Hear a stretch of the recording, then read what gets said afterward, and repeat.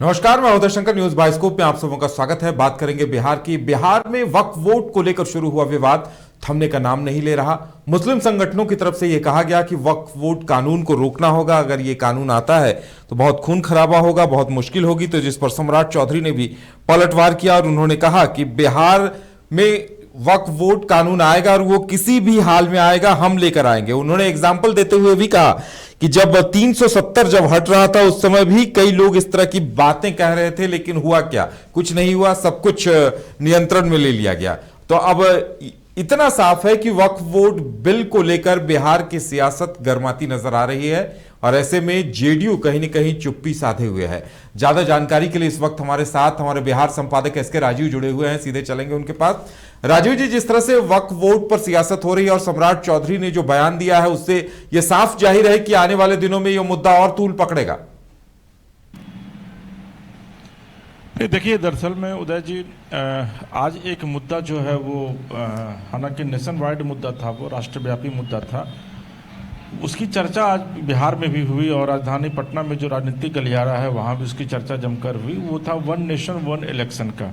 दरअसल में one nation one election के मुद्दे को लेकर के आज बिहार में एक बार सियासी पारा जो है वो चरम पे था और उसी के बीच में जो एक वक्फ बोर्ड का मुद्दा है ये भी अचानक से तूल पकड़ लिया और आज उस पर आरोप प्रत्यारोप का एक दौर भी शुरू हो गया। आरजेडी कांग्रेस ने, जहाँ सीधे तौर पर, चूंकि कांग्रेस के शकील अहमद हैं, उन्होंने सीधे तौर पर यह कहा कि भाई जब मठ और मंदिर को दान दिया जा सकता है और दान पर जब मठ मंदिर चल सकता है जो कि हिंदुओं से जुड़ा हुआ है, तो फिर आखिर ऐसी स्थिति में वक्फ बोर्ड को लेकर के सरकार की ये मंशा जो है वो क्यों है। दरअसल में कल यहाँ पे वक्फ बोर्ड की बैठक हुई थी पटना में और उस बैठक में तमाम राजनीतिक दलों के नेता भी शामिल हुए थे और उसी में यह निर्णय लिया गया था कि जो अभी जो कमेटी को जो भेजा गया है ये पूरा मामला जो वो कमेटी आखिर क्या निर्णय देती है और वो कमेटी अगर वक्फ बोर्ड के खिलाफ निर्णय देती है तो फिर क्या होगा। तो जो जानकारी मिल रही है उसके मुताबिक जो वक्फ बोर्ड की जो के अंतर्गत जो ज़मीन है पूरे देश भर में, कहा जाता है कि अगर उस ज़मीन से सिर्फ उसका रेंट आएगा तो लगभग 200 करोड़ रुपए प्रति महीने जो है वो वक्फ बोर्ड को उससे रेवेन्यू जो है वो मिलेगा। और जितनी ज़मीन अभी वक्फ बोर्ड के पास में है पूरे देश में, आप अंदाज़ा लगाइए कि एक बिहार जैसा एक प्रदेश जो है वो उस ज़मीन पे खड़ा हो सकता है। यानी कि पाकिस्तान जैसा एक, बांग्लादेश जैसा एक छोटा देश जो है वो उस ज़मीन पर खड़ा हो सकता है। इतनी ज़मीन वक्फ बोर्ड के पास है। लेकिन वक्फ बोर्ड जो है वो साल में बस 2 करोड़ रुपये दिखाता है कि भाई 2 करोड़ रुपये ही आए हैं। तो केंद्र सरकार को इसी पर आपत्ति है। दूसरी तरफ आप देखे होंगे कि आज से कुछ दिन पहले पटना में फतुहा में एक गांव है गोविंदपुर, वहाँ पर 26 एकड़ ज़मीन जो हिंदुओं की है वो अचानक वक्फ बोर्ड अपने अधीन ले लेता है, यह कह करके कि भाई ये ज़मीन जो है वो वक्फ बोर्ड की ज़मीन है। हालांकि उस पर काफ़ी विवाद भी हुआ। यहाँ से जिलाधिकारी भी जाते हैं जांच में और फिर बाद में जिलाधिकारी उस केस को ट्रू कर देते हैं। फिर बाद में संजय जायसवाल जो कि जेपीसी के कमेटी के जो मेंबर हैं, ज्वाइंट पार्लियामेंट्री कमेटी जहाँ ये सौंपा गया है, वो जाते हैं और वो आने के बाद फिर आज से 3 दिन पहले यानी कि शुक्रवार को वो प्रेस कॉन्फ्रेंस करते हैं पटना में और कहते हैं कि भाई वक्फ बोर्ड जो है वो जानबूझ करके हिंदुओं की ज़मीन को हड़प रहा है।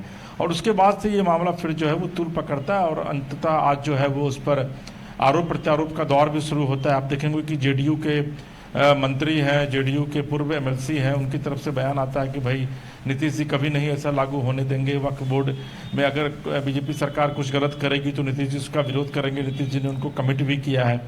वहीं दूसरी तरफ कांग्रेस का भी बयान आता है और फिर सम्राट चौधरी को एक प्रेस कॉन्फ्रेंस बुलानी पड़ती है इस पूरे मामले को लेकर के।